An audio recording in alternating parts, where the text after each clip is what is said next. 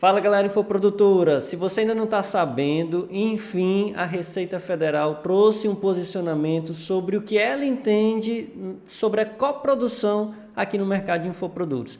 E vou te falar que a resposta dela, que a posição da Receita não foi tão agradável, né, no primeiro momento para quem trabalha com coprodução, tá?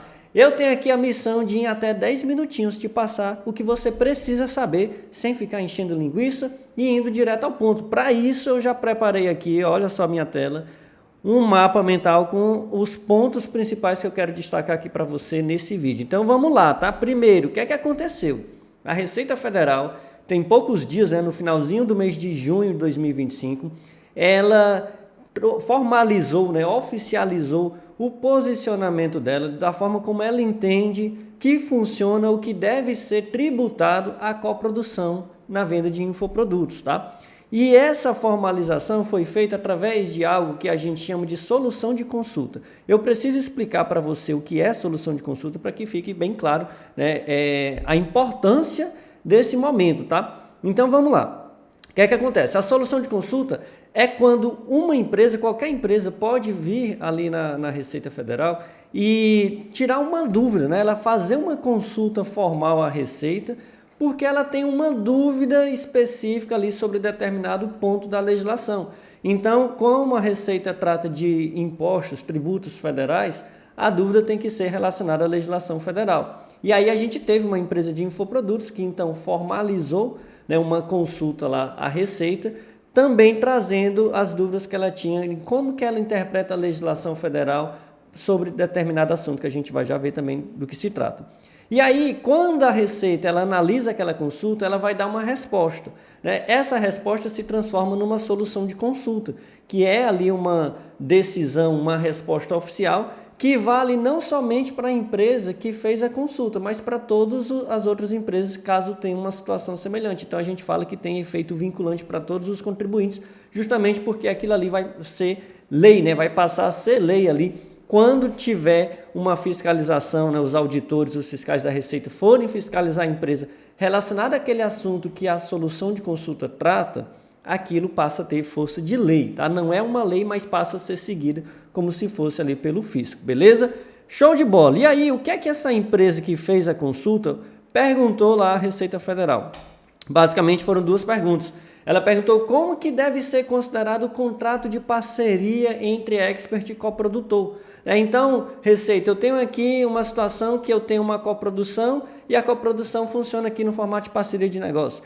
Como é que eu tributo isso? Como que você entende isso? A pergunta foi mais ou menos essa. E a outra pergunta foi sobre os juros de parcelamento no cartão de crédito. Quando o aluno, o comprador, faz ali a compra e parcela no cartão e o infoprodutor, ele coloca os juros do parcelamento para o comprador assumir. Como que eu devo informar isso? Essa foi uma outra dúvida que também foi colocada nessa consulta. Maravilha! Agora, né, o principal nesse momento, o que é que a Receita Federal respondeu? Então, olha só, a Receita, né, fez toda a análise, o documento, né, dessa solução de consulta, que é a número 94/2015, tem lá várias páginas, né, da Receita explicando até ela chegar nessa seguinte conclusão. O expert, que a Receita está entendendo que quem cria o curso é somente o expert, né, a figura ali do especialista, ele tem que reconhecer toda a receita, todas as vendas, ele tem que reconhecer como sendo da empresa dele. Ou seja, ele tem que declarar e pagar imposto sobre tudo que foi vendido, mesmo que ele tenha só um percentual daquela coprodução. Então imagina, né? Eu sou especialista, vou fazer uma venda ali, um lançamento, vou vender no perpétuo e eu tenho 50% de coprodução. Mas eu fiz lá R$10.000 em venda.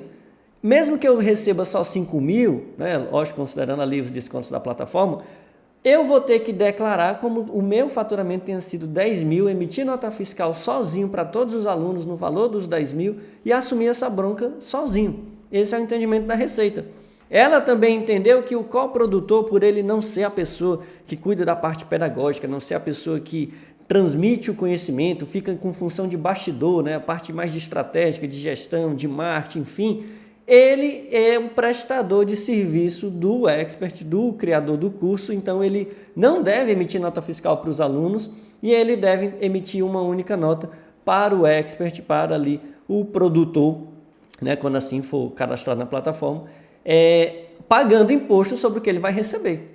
Só que nesse caso, para o fisco é maravilhoso, né? Porque se eu fiz ali R$10.000 em venda, o fisco vai ganhar imposto sobre os 10 mil que o produtor, que o expert deveria, enfim, ali declarar, e também vai pagar, vai receber imposto sobre os 5 mil da nota fiscal que o coprodutor teria que emitir, então, para o produtor. É como se, no fim das contas, o fisco recebesse imposto sobre 15 mil, mesmo tendo sido só 10 mil em venda, né? Beleza, e também a Receita entendeu, ela confirmou o entendimento, que já era inclusive ali sabido, que os juros do parcelamento no cartão de crédito, o vendedor também tem que adicionar no seu faturamento, ou seja, eu tenho que adicionar na minha nota fiscal. Se eu estou cobrando R$1.000 pelo meu treinamento, né, 997, e o aluno parcelou em 12 vezes com juros no cartão, no final ele pagou 1.200, eu preciso declarar, eu preciso emitir a nota fiscal no valor de 1.200, tá? Esse também foi um entendimento da Receita. Beleza. E agora, né? O que é que a gente faz a partir dessa posição da Receita, a partir desse marco, que agora a gente tem um documento oficial, quais são as possíveis soluções, as possíveis saídas? Nesse momento, tá? Eu listo aqui, eu trago para você 3 possíveis saídas. A primeira é o quê? Abrir uma sociedade entre coprodutor e produtor, né? Entre o expert e os coprodutores, porque daí você vai ter um único CNPJ fazendo as vendas, então, né, acaba com esse problema que a Receita está querendo ali separar, né, as operações do coprodutor com o expert. Essa é uma opção, tá? Só que tem que ser muito bem analisada, porque abrir uma sociedade é algo muito sério, né? É um passo muito avançado. Uma coisa é eu ter ali um contrato de parceria que eu tenho CNPJs diferentes trabalhando juntos. Outra é eu ter uma única empresa, uma sociedade, né? Sócios, pessoas diferentes, com pensamentos diferentes, enfim, muitas vezes que nem se conhece aqui no digital, né? Nem se conhece pessoalmente e já até dá esse passo, né? Mas é uma possibilidade, tá? Só que tem todo esse cuidado redobrado. A outra possibilidade é você aceitar esse entendimento da Receita e, cara, vou cumprir agora com o que a Receita está entendendo e vou assumir esse ônus de ter que pagar mais imposto agora, né? Principalmente o produtor. É uma saída, né? Só que ela tem como grande desvantagem um impacto financeiro maior, porque você vai pagar mais, né? Você vai pagar mais imposto, tá? É a saída até mais fácil, mas é a mais cara também. A gente tem uma terceira possibilidade, que essa eu quero trabalhar aqui melhor com você. E olha o tempo aqui passando, já está com 8 minutos, tenho só 2 minutos para concluir esse vídeo. Que é o quê? Você se manter como está hoje. Você é coprodutor, continua com o teu CNPJ, né, de coprodutor, o expert continua com o CNPJ dele ali de expert, vocês continuam fazendo o formato, né, de coprodução por parceria de negócios, tá? E aí, né, para isso acontecer, a gente precisa só fazer alguns ajustes ou redobrar a atenção.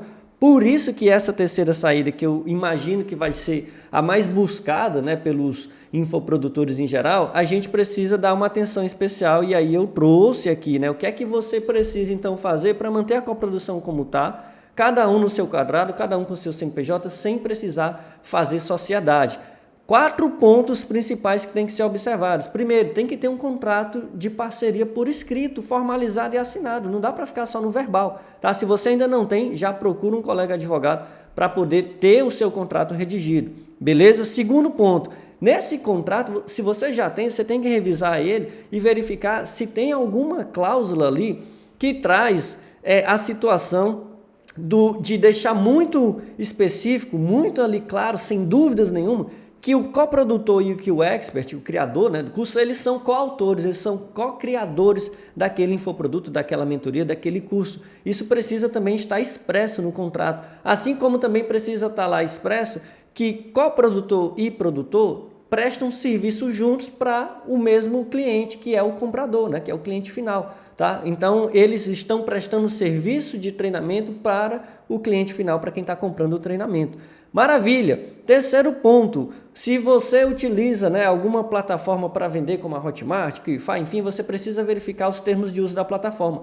É necessário que na plataforma, nos termos de uso dela, tenha alguma cláusula que deixe claro que na coprodução, o cliente ali dos coprodutores é o comprador.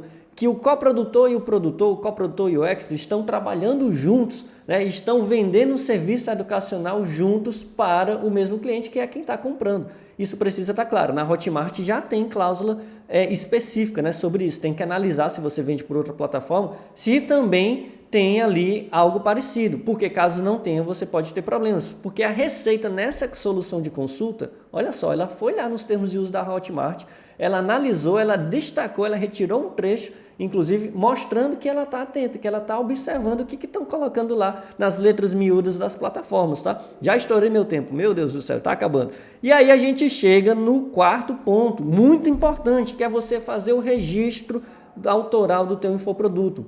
Fazer o registro dos direitos autorais. Quando você vai fazer o registro dos direitos autorais, quem criou o infoproduto vai estar lá destacado como o criador e ele fica com o título de direito moral, onde ele tem sempre que ser citado por ter sido o criador daquele infoproduto. Maravilha!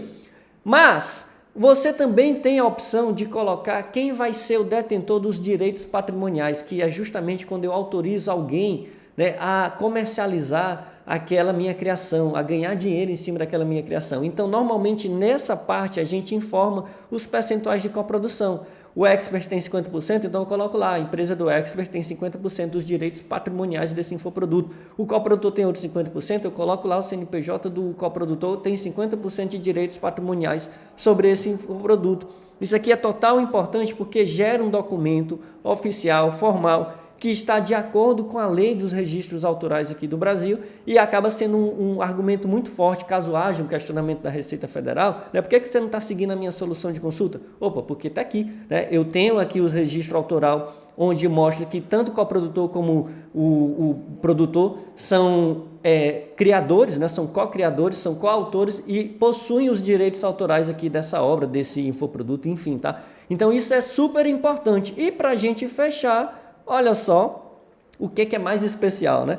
Se você tiver alguma dúvida sobre esse assunto, não hesite em entrar em contato aqui com a gente, com a Foguete GRX, principalmente se você quer fazer também o registro do teu infoproduto, o registro ali autoral e fazer já essa divisão dos coprodutores para você não ter ali o risco, né, de ter que abrir sociedade, ter que passar por uma fiscalização da Receita, ser autuado, porque não tinha a documentação comprobatória que você, né, e produtor e coprodutor estavam prestando serviço juntos, né, um serviço educacional. Então, né, você tem que se resguardar fazendo o registro autoral e a gente faz esse serviço aqui no escritório também, além, né, de cuidar da contabilidade, da parte fiscal tributária. Beleza? Passei um pouquinho do tempo, mas, né, coloca aí no 2x que vai dar para ficar dentro dos 10 minutos que eu tinha falado lá no início do curso.